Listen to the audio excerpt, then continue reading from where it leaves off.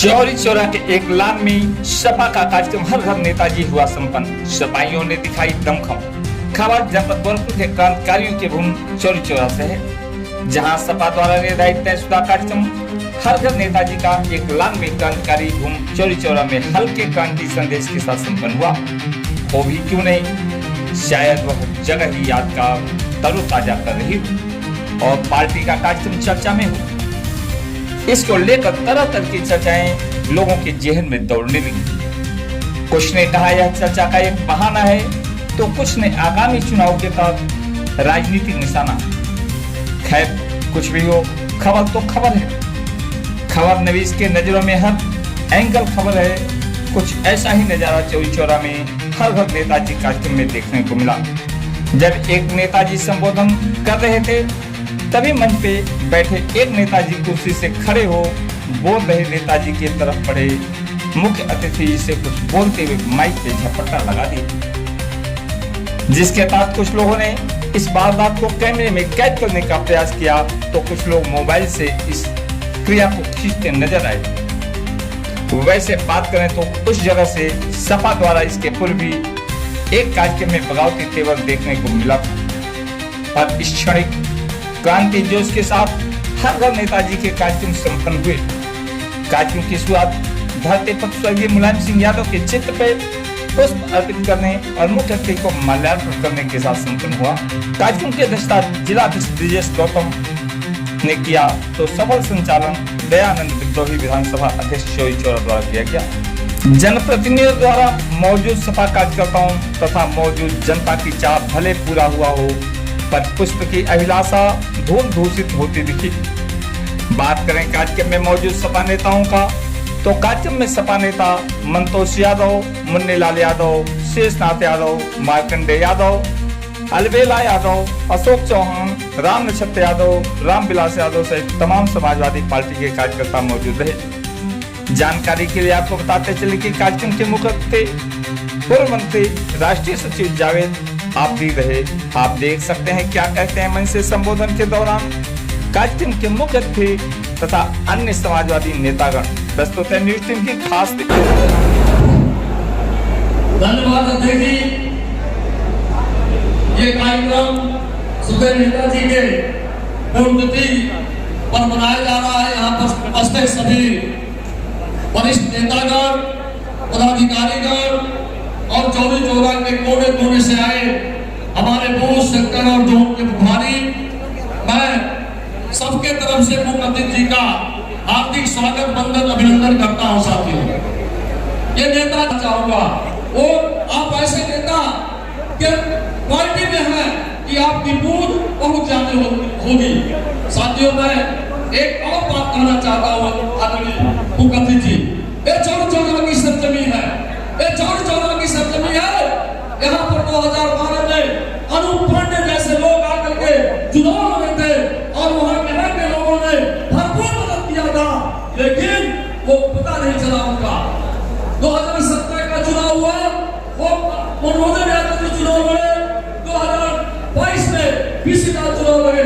मैं आपसे कहना चाहूंगा, यहाँ चुनाव की बात नहीं होनी चाहिए, यहाँ बात होनी चाहिए नेताजी के कदमी और करनी में। नेताजी ने क्या हम लोगों के लिए किया है, नेताजी के हम सिपाही है और नेताजी के पचिनों पर चलने वाले लोग हैं। मैं आपको बता दूं कि हम जानते हैं एक एक बूथ, एक एक कार्यकर्ता को हम लोग बड़े बड़े रात को चलने का काम करते हैं, तब एक कार्य दिखाई दे रहा है। मैं आपको आश्वस्त करता हूँ आदरणीय मुख्य अतिथि जी कि निश्चित तौर पर चौरी चौरा का जो भौगोलिक स्थिति है, अभी एक साथी हमारे दलित समुदाय के जो पूर्व जिला अध्यक्ष रहे कांग्रेस पार्टी के राज्य भारती का जो समाजवादी पार्टी में परिणत हुआ है, निश्चित तौर पर पीडीए गठबंधन के तहत आपको आश्वस्त करते हैं कि 2027 में समाजवादी पार्टी का प्रत्याशी जीतेगा और जब समाजवादी पार्टी का प्रत्याशी जीतेगा तो 2027 में आदरणीय मुख्यमंत्री अखिलेश यादव जी बनेंगे। चूंकि वक्ता जाते हैं, अध्यक्ष जी का प्रेशर है, इन्हीं शब्दों के साथ अपनी बात समाप्त करते हैं और नेताजी के सिद्धांतों में अपना सदस्य समाप्त करके अपनी बात समाप्त करते हैं। जय हिंद, जय भारत।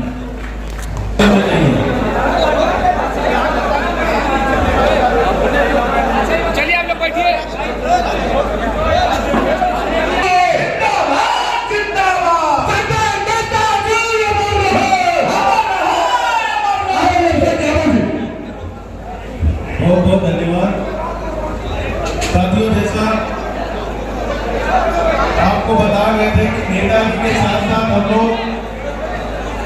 सबके लिए सौभाग्य की बात है कि जिस जगह पर मना रहे हैं, ये चौरी चौरा जगह है, कितनी ऐतिहासिक जगह है, कितना नाम है इस जगह का।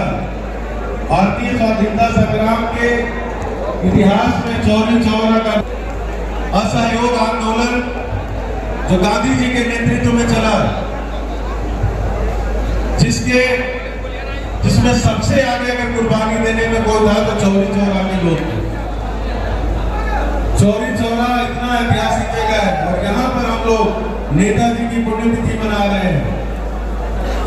यहाँ के जितने भी साथी हैं, हमारे समाजवादी साथी हैं, पदाधिकारी हैं, हमारे विधानसभा खासतौर पे चौरी चौरा के बूथ के अध्यक्ष आए हुए हैं, सेक्टर के अध्यक्ष आए हुए हैं, ब्लॉक के अध्यक्ष हैं, विधानसभा के सम्मानित सभी पदाधिकारी, हम एक एक साथी का बहुत धन्यवाद देते हैं, आभार व्यक्त करते हैं। और जो नेताजी का संदेश है, उस संदेश को लेकर के आप लोग जाइएगा और आने वाले समय में 2027 में जो चुनाव होने जा रहा है, उसमें परिवर्तन करिएगा। आप ही को परिवर्तन करना है, क्योंकि अगर परिवर्तन नहीं होगा तो निश्चित रूप से जो स्थिति है उत्तर प्रदेश की, वो और विकट होती चली जाएगी। हम सबको ये प्रण लेना है, जो 27 के बाद का डर है वो हमारे आपके चयन में होना चाहिए कि कैसे नौजवानों का रोजगार छीन लिया गया है, कैसे महंगाई चरम पर पहुंच गई है, कैसे आपके बड़े बड़े संस्थानों को औने पौने दामों में बेचा जा रहा है, हर तरफ से छात्र संघों पर पाबंदी लगा दी गई है, हर उस रास्ते को बंद किया जा रहा है जिससे टीडीएन समाज, खासतौर से दलित, पिछड़ा और मुसलमान समाज की मुख्य धारा में आ सकता है, वो सारे रास्ते एक एक करके बंद किए जा रहे हैं। संविधान की धज्जियां उड़ाई जा रही हैं, हमारे आपके सामने, आंखों के सामने ये सारी चीजें हो रही हैं। कानून व्यवस्था चौपट हो चुकी है और पुलिस, उत्तर प्रदेश की पुलिस को यही बाबा ने, यही के नेता रहे, सांसद रहे, आज जो मुख्यमंत्री है, उन्होंने उत्तर प्रदेश की पुलिस को राक्षस बना दिया है, भक्षक बना दिया है और वो पूरी की पूरी सरकार ही जनता पर आक्रमण कर रही है। आप सोचिए आपकी क्या स्थिति है, कितना अपमानित होना पड़ रहा है, थाने से लेकर के तहसीलों में हर जगह। आपको उस डर को अपने अंदर समाइए और आने वाले 2027 के चुनाव में एक मौका है, 5 साल बाद आपको एक मौका मिलता है कि आपने स्वाभिमान को, अपने अधिकार को की रक्षा के लिए अगर कोई समय आपको मिलता है तो 5 साल के बाद मिलता है, और वहां अगर चूक जाएंगे तो फिर अगले 5 साल तक आपको कोई बचाने नहीं मिलता है। तो हमें आपको सोचने की जरूरत है, समझने की जरूरत है कि जिस अधिकार को दिलाने के लिए बाबा साहब ने कितना अपमान सहा है, कितना चीजों को सहते हुए संविधान बनाया, संविधान में आपको वो अधिकार मिला है जो हम लोग उस समय की मांग भी नहीं थी। हमें वो अधिकार भी बाबा साहब ने दे दिया कि सम्मान से जीने का अधिकार आपको मिला।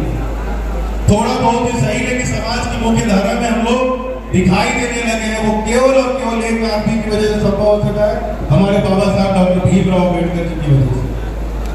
और उनके बाद समाजवादी आंदोलन को आगे बढ़ाने का काम और आपको अधिकार दिलाने का काम किसी ने किया तो हमारे नेता आदरणीय मुलायम सिंह यादव जी ने, जिन्होंने अपना पूरा जीवन हमारे और आपके लिए समर्पित किया। और आज उसी आंदोलन की लड़ाई लेकर के, उसी आंदोलन को लेकर के हम लोगों के नेता आदरणीय अखिलेश यादव जी उत्तर प्रदेश में और देश में आगे बढ़ रहे हैं।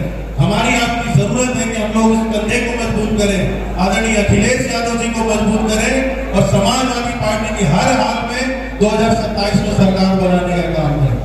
हम बहुत धन्यवाद देंगे यहाँ पर जितने भी साथी आए हुए उन सभी का, चौरी चौरा विधानसभा के सभी सम्मानित पदाधिकारियों का, हम सब के नेता जिन्होंने बहुत मेहनत किया है, मनतोष यादव जी ने बहुत मेहनत किया है। हम जानते हैं इनकी मेहनत और इनके संघर्ष को भी कब से इस कार्यक्रम के लिए लगे थे, कितना मेहनत और संघर्ष करके लोगों को जुटाया है।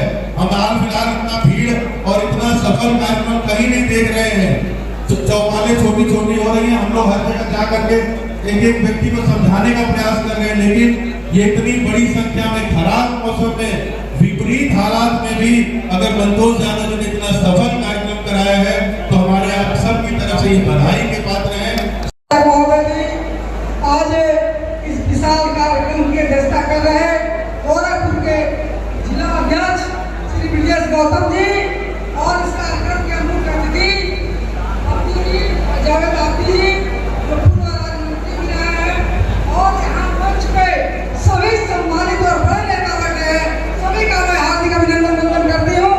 और सामने भी हमारे नेता और कार्यकर्ता और इस क्षेत्र के महान नेता जिसको 27 में परिवर्तन करना है, सबको मैं हृदय से इनकी गहराइयों से बधाई देती हूँ।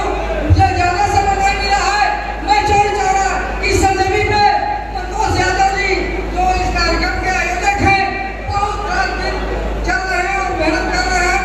बाकी हम आप लोगों के बीच में इतना ही कहना चाहती हूँ कि 27 में सरकार बनानी है समाजवादी पार्टी की, इन झूठों से मक्कारों से, क्योंकि बहुत बड़ा खतरा है मेरे 90% आबादी के लोगों, बहुत बड़ा खतरा है।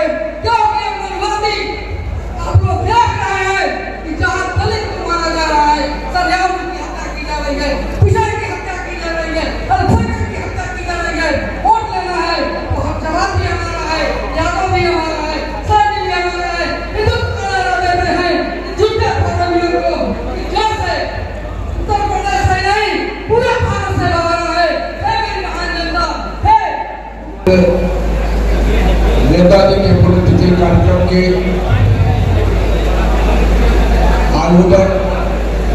आयोजन पर उपस्थित इस कार्यक्रम की अध्यक्षता कर रहे गोरखपुर जनपद के जिलाध्यक्ष ब्रजेश कुमार गौतम जी, कार्यक्रम का संचालन कर रहे चौरी चौरा विधानसभा के शानदार विधानसभा अध्यक्ष रोहित जी, इस कार्यक्रम के मुख्य अतिथि हम सबके नेता समाजवादी पार्टी के राष्ट्रीय सचिव जावेद जैदी जी, और मंच पर हम लोगों के अग्रज आदरणीय डक्कू साहब, प्रदेश सचिव और गोरखपुर जनपद के पूर्व जिलाध्यक्ष आदरणीय अवधेश यादव जी, लोहिया वाहिनी के प्रदेश अध्यक्ष जी, विद्या सैनी जी, पूर्व जिलाध्यक्ष नगीना साहनी जी, सामने बैठे जो अपार भीड़ है, हमारे सभी सेक्टर और बूथ प्रभारी के साथियों, ज्यादा समय से चर्चा हो रहा है, मैं विषयांतर नहीं होऊंगा। जिस महान शख्सियत का हम पुण्यतिथि मना रहे हैं, उन पर 2 मिनट प्रकाश डालूंगा, बाकी हमारे लोग अतिथि बोलेंगे। साथियों, आज ऐसे शख्सियत का हम पुण्यतिथि मना रहे हैं, नवोदय आंदोलन से लेकर दिल्ली का सफर जो तय किया है, उसके बीच का जो संघर्ष का दिख रहा है, बड़ा ही कठिन दिख रहे हैं। माननीय नेताजी ने 14 साल की उम्र में लोहिया के आंदोलन में, डहापनेट आंदोलन में कूद पड़ा था, और उस आंदोलन में उन्होंने जेल जाने का काम किया था।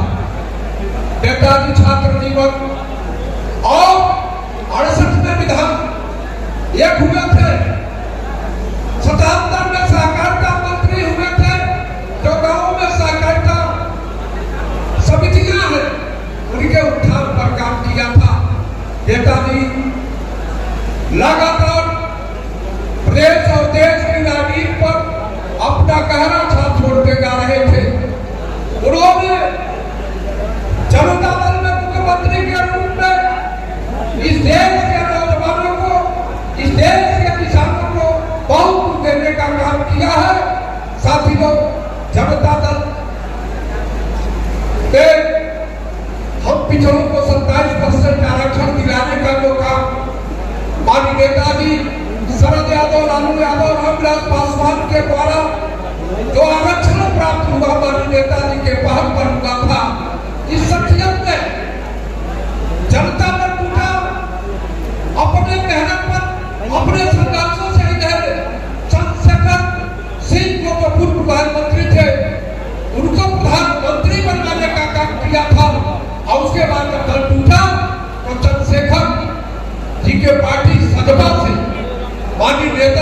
आपने चुनाव लड़ा था उत्तर प्रदेश के अंदर 91 में, जिसमें आपके 33 विधायक हुए थे और वो दिन बहुत कठिन दिन रहा है।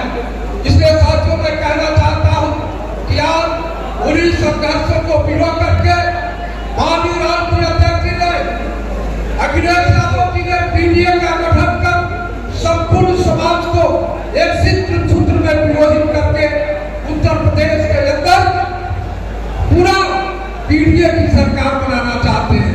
साथियों, आज देश की स्थिति बहुत बदतर स्थिति है। देश का संविधान, देश का लोकतंत्र खतरे के तरफ जा रहा है। इसको बचाना है। वो कौन बचाएगा? अखिलेश यादव के सिपाही हैं, जितने हमारे मुख्य प्रभारी आए हैं, आपके दम पर अब 2027 का सूखा समाप्त करने का आज नेताजी के पुण्यतिथि पर हम संकल्प लेते हैं। आज संकल्प लेने का दिन है कि हम सभी लोग मिलकर के 2027 में जिसको भी टिकट मिलेगा हम विधायक बना करके विधानसभा में भेजने का काम करूंगा।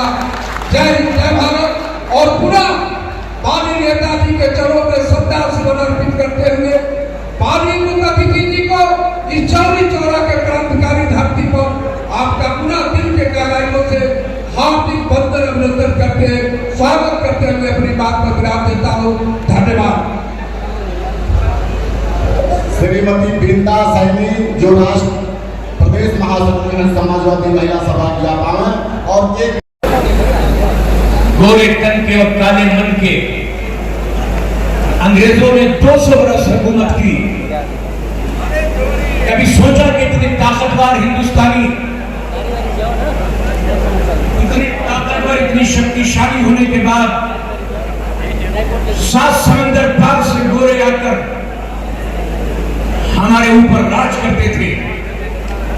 सिर्फ हिंदुस्तान ही को कैद में नहीं डाला था, बल्कि हमारी दिल को, धड़कनों को भी उन्होंने कैद में कर लिया था। हमारी सांसों में भी अगर पाबंदी थी तो इन अंग्रेजों की। कभी सोचा कि 200 वर्ष ये ईस्ट इंडिया कंपनी लाने वाले हमारे इस पवित्र देश पर हुकूमत किस लिए कर गए और किस लिए हमने इस देश को आजाद किया? इस 2 सवालों का जवाब बहुत ही मुख्तसर सा मिलेगा। एक सवाल ये कि इतने शक्तिशाली हिंदुस्तान को इन्होंने कैद में कैसे कर लिया, अंग्रेजों ने कैसे हुकूमत की? दूसरा सवाल कि वो अंग्रेजों की हुकूमत के जिनका कभी सूरज नहीं ढूंढता था, जिन्होंने कभी हार का सामना नहीं देखा था, वो अपने उल्टे पैर वापस क्यों चले गए? इसकी 2 ही वजह है। जब हिंदू और मुसलमान में बीच में दरार पड़ी है और अलग हुए हैं, तो हमारा देश कमजोर हुआ है।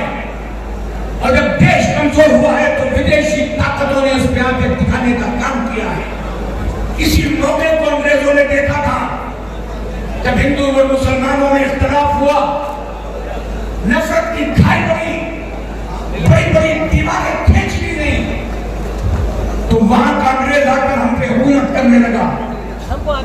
हमारी सांसों पे पैदा हो गए, हमारी फिक्रों को उन्होंने जंजीरों में जकड़ लिया।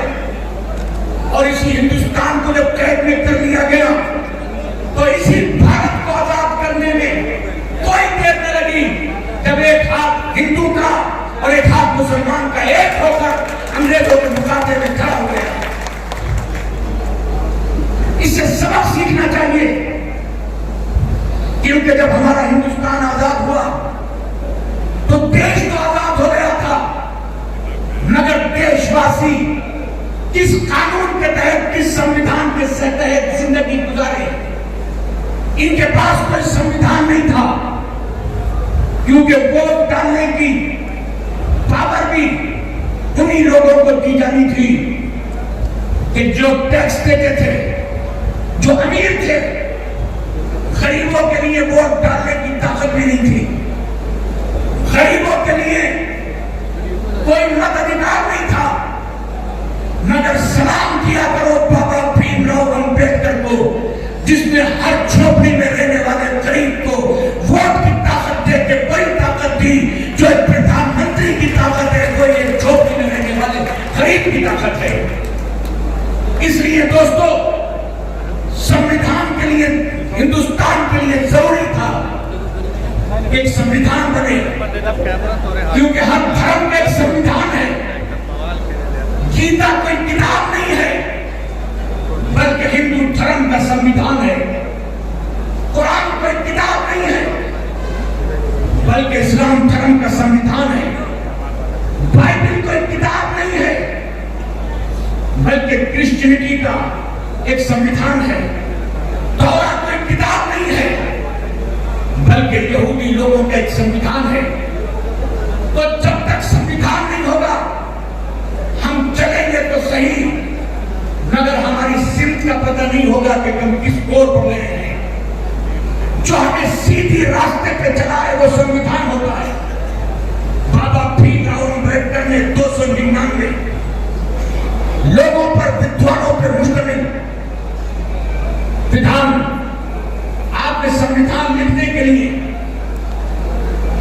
एक कमेटी गठित की, संविधान सभा, और उस संविधान सभा में सारे धर्मों का, सारे देशों का, सारे धार्मिक ग्रंथों का राष्ट्रीय स्टडी करके, मेहनत करके एक ऐसा संविधान बनाया कि जो न अमेरिका का संविधान है, न चाइना का, न रशिया का संविधान है, न जर्मनी का, न फ्रांस का, न बेल्जियम का, न हॉलैंड का। जैसा संविधान हमारे भारत का और हमारे हिंदुस्तान का है, क्योंकि वो संविधान शुरू होता है, We the people of India having solemnly resolved to constitute India into a sovereign socialist। हमारा ये संविधान शुरू होता है वी, यानी हम। बाबा भीमराव अंबेडकर ने संविधान लिखा था, ये भी कह सकते थे कि आई, यानी मैं, मगर बाबा जानते थे, भीमराव अंबेडकर जी जानते थे कि अगर मैंने वी कह दिया तो जहां हम शुरू होता है वहां पे गुरूर होता है, वहां पे स्वाभिमान होता है, वहां पे गुरूर होता है, वहां पे तकब्बुर होता है, वहां पर अकल होती है, वहां पर ऐतन होती है। इसलिए उन्होंने वी से शुरू करके बताया, वी यानी हम, है और मैं मिलते हैं तो संविधान बनता है से हिंदू और मैं से मुसलमान। जब तक है और मैं मिले रहेंगे, कोई पाकिस्तान की तो औकात क्या है, चाइना भी इसे हाथ दिखाने की जुर्रत नहीं कर सकता। इसलिए कि संविधान में वो ताकत है, संविधान हमें एकजुट करता है। इसलिए दोस्तों और साथियों, बाबा भीमराव अंबेडकर ने अपनी प्यासी निगाहों से